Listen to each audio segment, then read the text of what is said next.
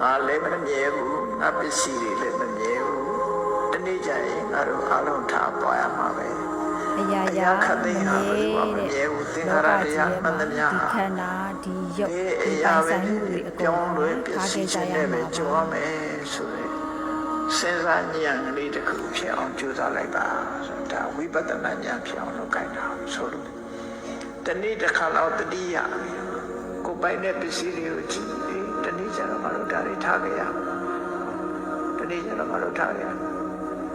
ပစ္စည်းတွေပိုင်ဆိုင်တာတွေကြည့်ပြီးနှလုံးသွင်းငါတို့ကိုယ်တိုင်ကလည်းဆုံးပစ္စည်းကလည်းငါတို့ကိုဆုံးငါတို့ကတော့ပစ္စည်းကိုဆုံးဘဝဆိုတာဘယ်ရမှမတည်မြဲပါလား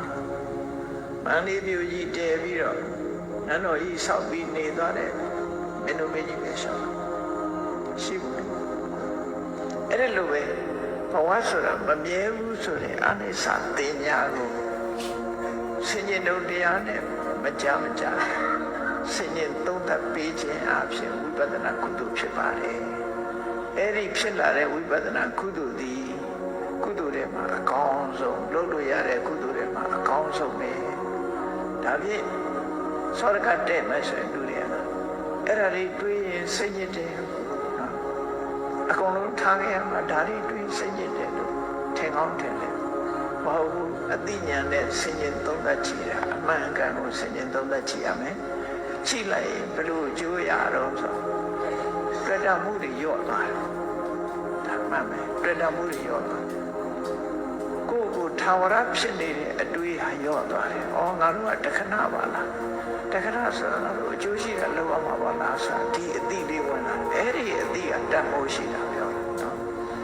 တွေ့တာမှုတွေကိုရှော့ချနိုင်တယ်အတိနဲ့မှတွေ့တာမှုကိုရှော့ချတွေ့တာမှုရှော့ချနိုင်မှရှင်ထဲကတောကဆိုတာရှော့ချလို့ရတယ်စဉ်းစားကြည့်လေ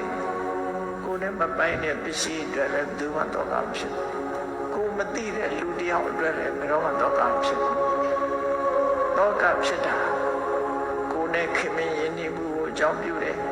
ကိုယ်ပိုင်ဆိုင်မှုကိုအကြောင်းပြုပြီးလူတွေဟာစိတ်ပူနေကြတာဖြစ်တယ်အဲ့ဒီစိတ်ပူမှုတွေကိုမခံစားချင်ဘူးဆိုလို့ရှိရင်တွေ့တာမှုတွေဖြောက်လိုက်ပါကြိုးစားပြီးတော့ဘာနဲ့ဖြောက်မမြဲဘူးဆိုတဲ့သဘာဝတရားကိုဆင်ញင်သုံးသပ်ပြီးတော့ရှော့ချပြီးဖြောက်ပါဒီနည်းဒီဆေးရလွယ်လွယ်တခြားလေးမရှိဘူးရသဗျာဟောတာနော်အေးဒါကြောင့်မို့ဘဝရရှိလာတဲ့အခါပစ္စည်းဥစ္စာနဲ့ပတ်သက်လာလို့ရှိရင်ပစ္စည်းဥစ္စာရှားပွေခြင်းအသုံးပြုခြင်းဆိုတဲ့နေရာမှာရှားပွေတဲ့အခါမှာလည်းတရားမြတ်တမ်းမှုနဲ့ရှားပွေရအသုံးပြုတဲ့အခါမှာလည်းပဲတန်ဖိုးရှိတဲ့အသုံးပြုလို့အသုံးပြုပါမှာဖြစ်တယ်အဲ့ဒီကနေတဆင့်တက်ပြီးတော့အကောင်းဆုံးကုသိုလ်ဆိုတဲ့ဝိပဿနာကုသိုလ်တွေတို့လည်းလုပ်အောင်မှာဖြစ်တယ်လို့ကိုယ်စီမှတ်သားနိုင်ထားကြပါတရားချစ်ခင်သူတော်စင်ပြိဿအပေါင်းတို့မြတ်စွာဘုရားဟောကြားတဲ့ဒေသနာတော်ထဲမှာပစ္စည်းဥစ္စာရှာဖွေခြင်းနဲ့သုံးစွဲခြင်းကိုစနစ်တကျလမ်းညွှန်ပြတဲ့အတိုင်းတို့တွေပစ္စည်းဥစ္စာကိုရှာဖွေကြမယ်အသုံးပြုကြမယ်နောက်ဆုံးရလာတဲ့ဘဝလေးမှာမှန်ကန်တဲ့အသိဉာဏ်တွေရအောင်ကြိုးစားအထောက်ကြမယ်လို့ကိုယ်စီနှလုံးသွင်းပြီးမမေ့မလျော့သောတတိကြီးမားသောလုံလဝိရိယဖြင့်ကြိုးစားအထောက်နိုင်ကြပါစေ